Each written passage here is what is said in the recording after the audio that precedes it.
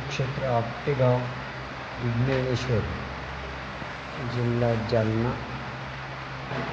सर्वज्ञ श्री चक्रधर स्वामींनी ज्या 5 लिंगांना संबंध दिला त्यापैकी हे एक आहे. आणि त्या श्री दत्तात्रेयांचा संबंध पण आहे. हे जे विड्याच्या अलीकडे जी वाटी दिसते स्टीलची ती तिसऱ्या त्यातून हा मोठी रोवल्याची कथा आहे. तर हे आहे विज्ञानेश्वर.